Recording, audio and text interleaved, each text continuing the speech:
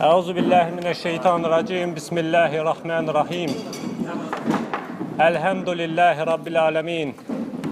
Ellezî ba'ase rasûluhu bil huda ve dinil hak liyezhirahu ala dini kullihi velev kerehel kafirun velev kerehel müşrikun. Vessalatu vesselamu ala eşrefil enbiya vel murselin nebiyina Muhammedin ve ala alihi ve ashabihi ecmain. En birinci kardeşimiz için dua ederek deyirik ki Bârekallahu leke ve bârik aleyke ve cema'a beynekuma fi hayrin. Ondan sonra Şeyhülislam Muhammed İbn Abdülvahhab rahimahullah buyurur ki E'lem rahimakallah ennehu yecibu aleyne teallemu erba'i mesail. Bil ki Allah sana rahmetsin, her birimizin üzerinde 4 meseleni bilmek, öğrenmek vaciptir. Ene evvelu el-ilmu, es-saniyetu el-amelu bihi, es-salisetu el-da'vetu ileyhi, el-rabi'atu es-sabru ala azafihi. Bunlardan birincisi ilimdir. İlim öğrenmek. İkincisi öğrendiği ilme amel etmek. Üçüncüsü bu yola, bu ilme, bu amele insanları davet etmek. Ve dördüncü bu yolda başa gelecek her bir musibete, azaba sabretmek. Bu 4 tane şey her bir Müslümanın öğrenmesi ve ona amel etmesi vacip olan şeydir. Ki her bir Müslüman kıyamet günü hesabını verecek. Bundan sorumludur. Ve bunların başında Şeyhülislam zikrediyor ki birinci ilim. Çünkü bundan sonra gelenlerin hamısının başında onun kabul olma sebebi, onun bereketli olma sebebi ilimdir. İlim nurdur. Allah Subhanahu Taala'nın nurudur. İlim Allah Subhanahu Taala'nın sıfatlerinden biridir. Allah Subhanahu Taala'nın bütün sıfatları əzəmətlidir, gözəldir. Lakin Kur'an-ı Kerim'i inceleyende, okuyanda görürsen ki Allah Subhanahu Taala'nın en çok fəxr elədiyi, en çok zikr elədiyi sıfatlerinden biri el-alim sıfatıdır. İlim sıfatıdır. Çünkü ilim her bir sözden ve emelden önce gelir. Necə ki İmam Buxari rahimehullah buyurur ki el-ilmu qablel qavli vel amel. İlim her bir sözden ve emelden öncedir. Ve ilim hakkında, onun fəziləti hakkında İslam alimlerin yazdığı kitabları, danıştığı dersleri inceledikdə görəcəksən ki, elə alimlerin en çok əhəmiyyət verdiği, en çok üstüne düştüğü şeydir ilim. Çünkü ilim əməlin salih olmasına, ixlaslı olmasına, doğru olmasına garantidir. Onun səbəbkarıdır. Allah Subhanahu Taala Kur'an-ı Kerim'de buyurur ki "Ellezî halaqal mevte vel hayâte liyebluvakum eyyukum ahsanu amela." O ölümü ve hayatı ona göre yarattı ki sizin hansınızın əməlinin daha yaxşı olduğunu sınasın diye. Bizim əməllərimizin hansımızın əməlinin daha yaxşı olduğunu sınamak için Allah Subhanahu Taala ölümü ve hayatı yarattı. Fudayl İbn İyad rahimehullah bu ayənin təfsirində deyir ki yaxşı əməl, yani doğru olan ve ihlaslı olandır. Deyirlər ki, Ebu Abdullah bu necə olur? Deyir ki, əgər bir əməl doğru olarsa, yani sünnete muvafık olarsa ama ihlaslı olmazsa o məqbul değil, o qəbul olunmaz. Eyniyle bir əməl ihlasla olarsa ama sünnete muvafık olmazsa o da qəbul değil, o da batildir. Her ikisi eyni yerde olmalıdır. Her ikisi tamamlanmalıdır. Ve bunun da ikisinin de bir yere cəm olması için şart ilimdir. İnsan bilməlidir. Etdiği əməli bilməlidir. İkinci ilim peygamberlerin koyduğu mirastır. Allah Resulü sallallahu aleyhi ve sellem buyurur ki biz peygamberler mal dövlət miras bırakmarıq. Bizim bıraktığımız, koyduğumuz ilimdir. Ve Müslümana vaciptir ki o mirası götürsün, onu elden vermesin. Ve üçüncü ilim odur ki ilim insanı dünyada ve ahirette şərəfləndirən, ucaldan en birinci şey ilimdir. İnsan hem bu dünyada hem ahirette yalnız ve yalnız ilimle ucalır.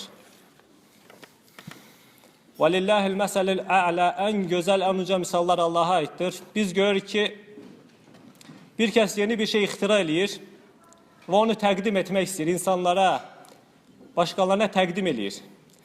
Onu təqdim edərkən ona elə bir özəllik verir ki, elə bir xüsusiyyət verir ki, onunla fəxr etsin, onunla öyünsün, insanları onunla heyrətə düşürsün.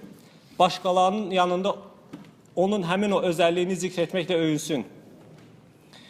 Və ən gözəl misallar Allah'a aid olmaqla yanaşı Allah Subhanahu Taala da Adəmi yaratdığı zaman, nə zaman ki Allah Subhanahu Taala buyurdu ki: "Və iz qala rabbuka lil mələikəti inni ca'ilun fil ardı xalifatan." Bir zaman Rabbin mələklərə dedi ki, mən yer üzərində xəlifə yaradacağam. Mələklər təəccüb elədi. Dedilər ki, "Ətəc'alu fiha men yufsidu fiha və yasfiku dima'a və nahnu nusabbihu bihamdika və nuqaddisu laka." Dedilər ki, biz səni təsbih etdiyimiz, səni ucaltdığımız, səni zikr etdiyimiz halda sən yer üzərində xəlifə, yer üzərində qan tökəcək, fitnə fəsad törədəcək birini mi yaradacaqsan? Və Allah Subhanahu Taala Adəmi xəlq etdi, ona bir özəllik verdi ki, mələkləri onu təqdim etsin, onunla fəxr etsin, onunla öyünsün. Nə verdi? Ona güc, qüvvət verdi, yox. Ona yaraşıq, bəzək verdi, yox. Və alləməl Ədəmə əsməi kulləhə sümmə aradəhum aləl mələikəti fəqalə ənbiuni bi əsməi həuləi in kuntum sadiqin. Və Allah Adəmə hər şeyin adını öyrətdi, ona elm verdi. Ona elm verdi, hər şeyin adını öyrətdi. Sonra onu mələklərə təqdim etdi. Mələklərin qarşısında çıxartdı, dedi ki, əgər doğru deyirsinizsə bunların adını deyin. Və mələklər özlərinin halını anladılar. Dedilər ki, Sübhanəkə la ilmə lənə illə mə əlləmtənə. Sənin bizə öyrətdiyindən başqa bizim heç bir elmimiz yoxdur. Və Allah Subhanahu Taala mələklərin önündə icad etdiyi, xəlq etdiyi məxluqa verdiyi elmlə fəxr etdi, onunla öyündü, onu təqdim etdi. Və yenə də Yusuf əleyhissalamı zikr etdiyimiz zaman ilk onun ağlımıza gələn nədir? Onun yaraşığı. Yusuf əleyhissalam elə yaraşıqlıydı, hətta qadınlar ona baxdığı zaman xəbərsiz olaraq əllərini kəsirdilər. Və bu yaraşıq ona fayda verdi mi? Heç bir fayda vermədi. Əksinə bu onun üçün nə oldu? Zindanlara düşməsinə səbəb oldu. Uzun illərini zindanda keçirdi. Bəs onu zindandan çıxardan nə oldu? Elm oldu. Allah Subhanahu Taala ona yuxu yozmaq elmini vermişdi. Onun səbəbi ilə Allah Subhanahu Taala onu zindandan çıxartdı. Yəni, bu elmin ölçüyə gəlməyəcək qədər fəzilətidir. Və müsəlman buna əhəmiyyət verməlidir. Müsəlman bunu yalnız bu elm əhlinin işidir, elm tələbələrinin işidir deyə fikir verməməlidir. Belə deməməlidir. Hər kəs bundan məşğul olmalıdır. Və ən azı müsəlman dində sabit qala bilməsi üçün dinin əslini, tövhidi, şirki öyrənməlidir. Və həqiqətən cəhalət Allah Subhanahu Taala'nın və onun Rəsulunun daimə zəmm etdiyi, alçaltdığı, pislədiyi sifətlərdəndir. Cəhalət kafirlərin sifətidir. Allah Subhanahu Taala kafirləri cəhalətlə vəsf eləyir. Bir çox ayələrdə Allah Subhanahu Taala onları cəhalətlə vəsf eləyir. Və möminə belə sifət yaraşmaz, mömin elmli olmalıdır. Elm öyrənmək hər bir kişiyə və qadına fərzdir. Və cahilin qəlbini Allah Subhanahu Taala qəbirdəki olan bədənə bənzədir, ölüyə bənzədir. Allah Subhanahu Taala buyurur ki, həqiqətən Allah istədiyini eşitdirər. Sən isə qəbirdə olanları eşitdirə bilməzsən. Qəbirdə olanları, yəni cahil olan, qəlbi elmdən məhrum olan, fəhm etməkdən, fikr etməkdən məhrum olan kəslərdir. Və elm, cahillik həmçinin münafiqlərin sifətidir. Allah Resulü sallallahu aleyhi ve sellem buyurur ki, Xislətəni lə yəctəmi'əni fil münafiq. İki xislət vardır ki, o münafiqlərdə cəm olmaz. O münafiqdə bir yerdə olmaz. Husnus samt vəl fiqhi fid din. Gözəl istiqamət, doğru tərs və dində fəqih olmaq. Bu ikisi münafiqdə ola bilməz. Bu münafiqlərin sifətidir.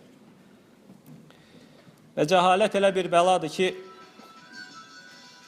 o insanın tək özündə qalmır. Cəhalət insanın ətrafında olanlara da sirayət edir. İnsan cahil olduğu zaman, Allah Subhanahu şəriətindən məhrum olduğu zaman, onu öyrənmədiyi zaman, bu onu da ətrafında olanlarda, ailəsində də özünü göstərir. Görürsən ki, onun övladları da cahil kimi böyüyür. Çünki o bilmir axı insan övladlarına necə öyrətsin Allahın dinini, özündə yoxdur. Necə ki, sələfin bir sözü var. İnsan özündə olmadığını başqasına hədiyyə edə bilməz. Bu vacibdir ki, insan elmin dalınca düşsün, elm öyrənsin ki, Allah Subhanahu taala onun yükümlü olduğu, ən azı Allah Subhanahu taala onunla yüklədiyi ailəsini cəhalətdən xilas etsin. Özünü və ailəsini cəhalətdən xilas etsin. Necə ki Allah Subhanahu taala buyurur ki, özünüzü və əhli əyalınızı yanacağı insanlardan və daşlardan olan oddan qoruyun. Və bunu qorumağın yeganə yolu elmdir. İnsan Allah Subhanahu taala ibadət etməyi öyrənməlidir. Allah Subhanahu taala yanında məqbul olan ibadəti bilməlidir.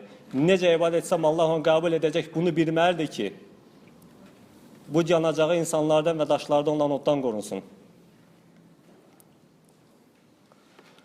Elm, cəhalət Allah Subhanahu taalanın bütün peyğəmbərləri çəkindirdiyi şeydir. Allah Subhanahu taala Musa aleyhissalamın dilindən buyurur ki, mən cahillərdən olmaqdan Allaha sığınıram. Və digər ayədə buyurur ki, fə'arid anil cahilin, və cahillərdən üz sevir. Və başqa ayələrdə cahilliyi, onun fəsadlarını Allah Subhanahu taala geniş olaraq zikr edir. Abdurrahman ibn Hasan rahimehullah buyurur ki, kulli şeyin bi şeyin velakin cahil leyse bi şeyin. Hər şeyin bir mənası var, hər şey bir özünə görə bir şeydir, bir dəyəri var.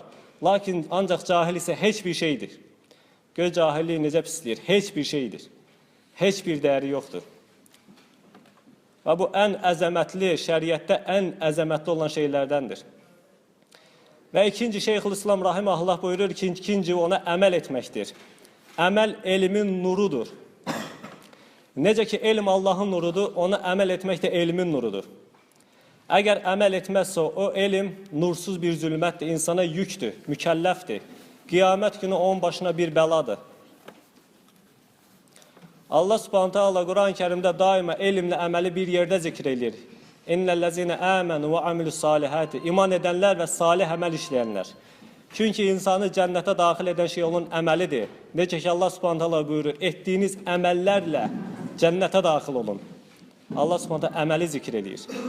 Və elm onun üçündür ki, insan onunla əməl edə bilsin. Əgər insan əməl etmirsə, o elm heç bir faydası yoxdur. O elm faydasız elmdir. Allah Resulü sallallahu aleyhi ve sellem daima Allah Subhanahu taaladan faydalı elm istəyirdi. Hansı elmdir o? O elm ki, o əməli gərəkdirir. Əli radiyallahu anhu deyir ki, insan əməl etdiyi qədər alimdir. Bir insanın nə qədər çox bildiyini bilmək istəyirsinizsə, onun əməlinə baxın. Əgər çox əməl edirsə, çox bilir.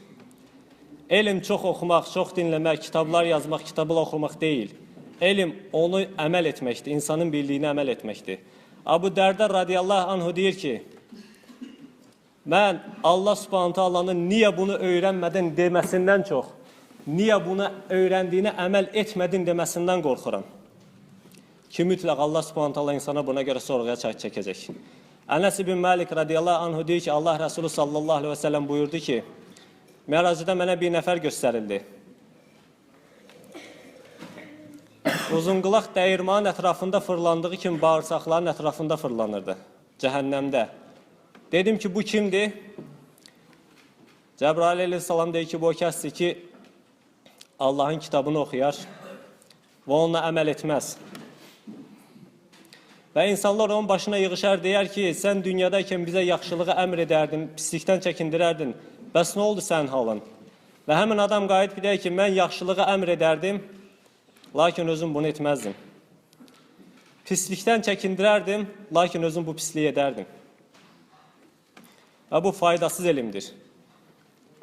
Ki, əməlsiz elm Yahudilərin sifətidir. Allah Subhanahu taala Fatihə surəsində buyurduğu Sıratəl-ləzine qeyril məğdubi aleyhim vələddalin, qəzəbinə düşər olanların və zəlalətə düşənlərin yolundan Allah'a sığınıram qoruduğu zaman, o duanı etdiyi zaman Fatiha surəsində Allah Resulü sallallahu aleyhi ve sellem deyir ki, məğdub olanlar, Allahın qəzəbinə gələnlər Yahudilərdir. Çünki onlar elmli idilər, amma əməlləri yox idi. Elm əhli idilər, əməl yox idi. Xristiyanlar isə əməl edirdilər, elm yox idi.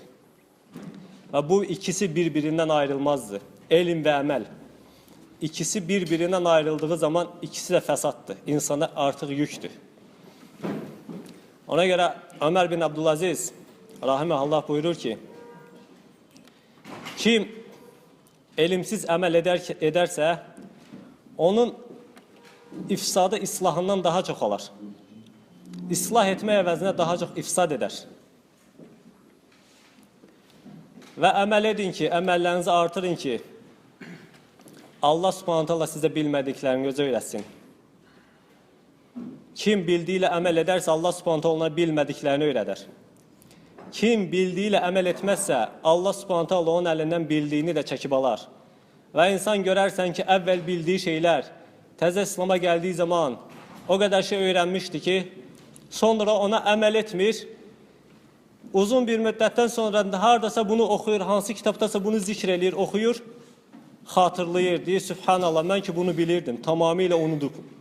Bu hədisi, bu ayəni tamamilə unudub. Niyə? Çünki əməl etmədi artıq bunu. Əməl onu elmdən uzaqlaşdırdı, əməl etməmək onu elmdən məhrum etdi. İbn Məsud radiyallahu anhu deyir ki, ən çox heyfsləndiyim gün o gündür ki, üzərimə günlər gəlir, ömrümdən gedir, amma əməlimdən heç bir şey artmır. Yəni, itirən insan həmin insandır. Əməli artmır. Gün ərzində əməli artmır. Günahları artır, daima günah eləyir, amma onun üstünü örtəcək əməl yoxdur. Və üçüncü Şeyxülislam rahimehullah buyurur ki, buna dəvət etmək. Dəvət hər bir müsəlmanın yükümlü olduğu bir yükdür. Allah subhanahu ta'ala Quran-ı Kərimdə buyurur ki, kuntum xayra ümmətin uxricətin linnəs tə'muruna bil məruf və tənhavna anil münkər və tu'minuna billahi. Siz ortaya çıxarılmış ən xeyirli ümmətsiniz. Nə üçün? Yaxşılığı əmr edərsiniz, pislikdən çəkindirərsiniz və Allaha da iman gətirərsiniz. Allah subhanahu ta'ala bu ümməti ən xeyirli ümmət etdi. Bir səbəblə bu ümmət yaxşılığı əmr edib pislikdən çəkindirən bir ümmətdir. Həqiqətən Rasulullah sallallahu aleyhi ve sellemin sahabələri belə idi. Onlar Allah Resulü sallallahu aleyhi ve sellemin dəvətini qəbul etdiyi anda dəvətə başlayırdılar. Tez başlayırdılar gördükləri hər kəsi dəvət etməyə. Çünki bu ümmətin İslamın ayaqda qalmasının, İslamın yayılmasının ən böyük səbəblərindən, ən böyük ibadətlərindən biri dəvətdir. Dəvət Allah yolunda cihaddır. Və dəvəti tərk etmək münafiqlərin sifətidir. Dəvət etmək isə möminlərin sifətidir. Allah subhanahu ta'ala buyurur ki, mömin kişilər və mömin qadınlar bir-birinin dostudurlar. Onlar yaxşılığa əmr edərlər, pislikdən çəkindirərlər. Mömin kişilər və qadınları bu vəsflə, bu sifətlə vəsf elədir. Arxasınca buyurur ki, münafiq kişilər və münafiq qadınlar da bir-birindəndirlər, bir-birinin dostudurlar. Onlar pisliyi əmr edərlər, yaxşılıqdan çəkindirərlər. Və insan zənn eləyə bilər ki, mən dəvət etməsəm də, dəvəti tərk etsəm də, insanlara pisliyi əmr etmirəm ki, yaxşılıqdan çəkindirmirəm ki. Dəvəti tərk etmək elə ən böyük pislikdir. Şeytan insana vəsvəsə verir. İnsan görürsən ki, dəvətə eləyir, sonra Allah subhanahu ta'alanın sünnəti olaraq başına hər hansı bir müsibət gəlir ki, bu mütləq olmalıdır. Və dəvəti tərk edir. Sonra başqa bir dəvətçini görür, bir dəvət eləyən, insanları Allahın dininə çağıran birini görür. Sanki ona nəsiyyət edirmiş kimi gedir, onu çəkindirməyə başlayır. Dir ehtiyatlı ol, falan şey belə oldu, mən də dəvət eləyirdim, başıma falan şey gəldi. Demə, insanları çağırma, onsa faydası yoxdur ki, ki müsəlman qardaşına nəsiyyət edir. Əksinə, ona pisliyi əmr edir, dəvətdən məhrum edir. Ona nəsiyyət etmək əvəzinə, ona dəstək vermək əvəzinə, ona ən gözəl yolu göstərmək əvəzinə güya ki ona nəsiyyət eləyir. Dəvətdən məhrum edir, vəsvəsə verir, qorxu salır. Mən də sənin kimi idim bir vaxt, belə oldu, belə oldu. Boş-boş nağıllar danışır. Və bu münafiqlərin sifətidir. İnsan özü də bilmədən düşür bu sifətə. Və dəvət etmək rəsulların mirasıdır. Allah Subhanahu taala bütün peyğəmbərləri bunun üçün göndərib. İnsanları tağutdan çəkindirib Allaha ibadət etmək üçün. İnsanları haqqa dəvət etmək üçün. Bu ümmət dəvəti tərk etdiyi zaman mütləq Allah Subhanahu taala hər kəsi bürüyəcək bir müsibət göndərəcək. Ona görə qardaşlar, dəvəti tərk etməyin. Dəvəti tərk etmək zəlillikdir. Və xatırlayın ki, bir zamanlar Allah Subhanahu taala nəcis adlandırdığı kəslərdən idik biz də. Və Allah Subhanahu taala bizi İslamla izzətləndirdi. Nə ilə izzətləndirdi? Dəvətlə. Bizim qəlbimizə nə ilham gəlmədi, nə vəhiy gəlmədi. Allah Subhanahu taala bir kəsin, bir müsəlmanın dəvəti ilə bizi İslamla izzətləndirdi, şərəfləndirdi. Və dəvət Allah Subhanahu taalanın nemətinə şükrün əlamətidir. Necə ki Allah Subhanahu taala Duha surəsinin axırında deyir ki, elə isə Rəbbinin nemətini zikr et. Rəbbinin nemətlərindən danış.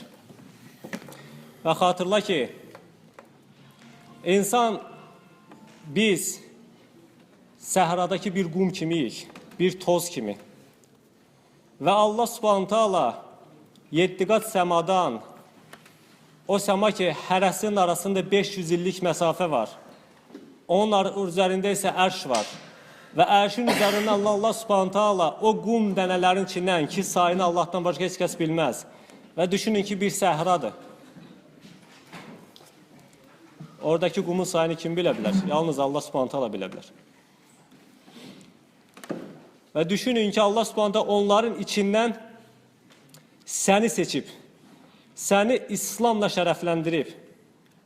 O İslam ki, Allah Subhanahu taala əvvəlini buyurur ki, İnnəməl müşrikûnə nəcəsin, həqiqətən müşriklər nəcisdir. Allah Resulü sallallahu aleyhi ve sellem isə buyurur ki, mömin heç vaxt nəcis olmaz, nə ölüsü, nə dirisi. Səni nəcis sifətindən Allah Subhanahu taala təmiz sifətinə yönəltdi. Nə ilə? Yalnız rəhməti ilə. Yaxşılıq mı etmişdin? Allah Subhanahu taala sənin yaxşılığından münəzzəhdir, ehtiyacı yoxdur. Allah Subhanahu taalaya bir qohumluğu mu var? Hər şəfəqəllə Allah Subhanahu taalanın heç kəslə qohumluğu yoxdur. Səni o boyda milyardlarla insanların içindən seçdi, özünə yaxınlaşdırdı. Səni özünlə danışmaq şərəfinə nail etdi, özünü tanıtdı. Nə qədər insanlar var ki, məhrumdur bu nemətdən. Və dəvət onun şükrüdür. İnsan bu dinin qədrini bilirsə, bu dinin dəyərini bilirsə, mütləq başqalarına bunu çatdırmalıdır. Və bu bizim günümüzdə demək olar ki, əksəriyyətinin tərk etdiyi bir sünnətdir. Bunu tərk etmək olmaz. Və biz son zamanlar filankəs müsəlman oldu sözünə görə necə də həsrətik. Çox nadir hallarda eşidirik ki, filankəs müsəlman oldu. Niyə? Çünki bizim problemimiz, bizim günahımızdır, bizim dəvəti tərk etməyimizin səbəbidir. Əksini isə daim eşidirik, filankəs də dindən çıxdı, filankəs də mürtəd oldu. Bunu tez-tez eşidirik. Sanki bundan biz sorumlu deyilik, şübhəsiz ki, biz bundan sorumluyuq. Biz bildiyimizə dəvət edəcəyik. Və bunların başında, bütün bunların başında elm gəlir. İnsan öyrənməlidir. Öyrənməlidir ki, dəvət etsin.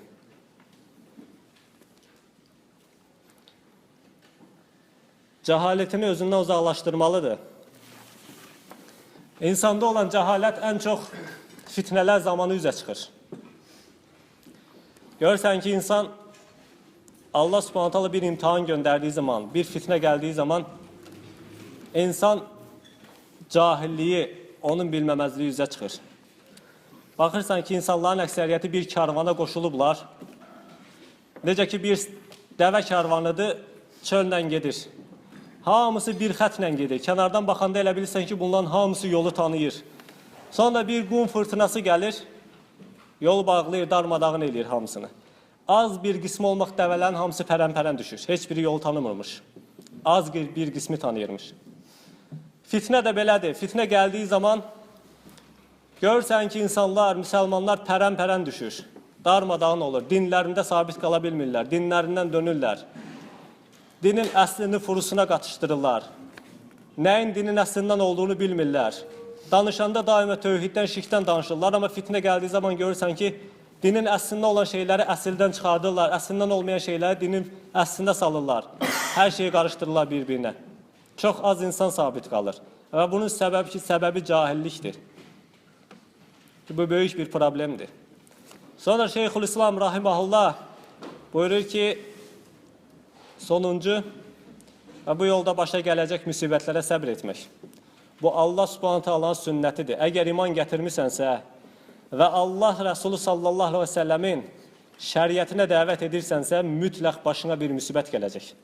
Allah Subhanahu taala səni imtihan edəcək. Allah Subhanahu taala öz Rəsulunu əvvəlki peyğəmbərin qissələri ilə tanıdır, qissələri ilə təsəlli verir. Nə üçün? Ki, o başına gəldiyi müsibətlərə səbr etdiyi zaman, dəvət etdiyi zaman başına gəldiyi müsibətləri səbr etsin.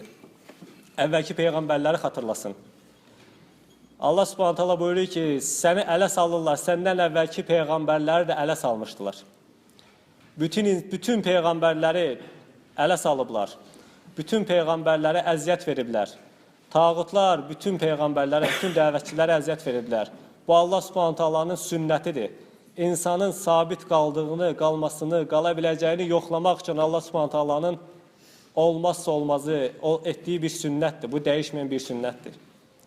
Sələflərdən biri deyir ki, əgər sən Allahın dində dəvət edirsən və başına müsibət gəlmirsə, onda sən iki yoldan birindəsən. Ya sən Allah Resulü sallallahu aleyhi və səlləmdən daha xeyirlisən ki, Allah Subhanahu taala öz Resuluna rəva bildiyini sənə rəva bilmədi. Ki, kim bunu zənn etsə zaten bu küfürdür. Allah Subhanahu taala öz Resulü insanların ən xeyirlisi idi. Allah Subhanahu taala onu ən böyük əzablarla imtihan etdi. Və sən dəvət etdiyin zaman başına müsibət gəlmirsə, ikinci yol odur ki, sən Rasulullah sallallahu aleyhi və səlləmin şəriətinə dəvət etmirsən. Din iki dənədir. Var endirilən din, var uydurulan din. Əgər insanların qəzəbinə düçar olub Allahın razılığını qazanmaq istəyirsənsə, endirilən dinə dəvət edəcəksən.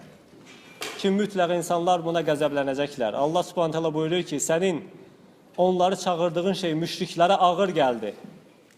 Onlar qəzəbləndilər, tövhid eşitdikdə qəzəbləndilər. Allah Resulü sallallahu aleyhi və səlləm dəvətə başlayana qədər ona sadiq deyirdilər, əmin deyirdilər. Çıxıb insanlara la ilahe illallah kəlməsini dediyi anda düşmənçilik başladı. Çünki bu Allah Subhanahu taalanın sünnətidir. Varaka ibn Nufəl Resulullah sallallahu aleyhi və səlləmi dinlədikdən sonra deyir ki, kaş ki qövmün səni çıxartdığı zaman mən cavan olsaydım, sənin yanında olardım, sənə kömək edərdim. Resulullah sallallahu aleyhi və səlləm təəccüb edir, deyir, qövmün məni çıxardacaqmı?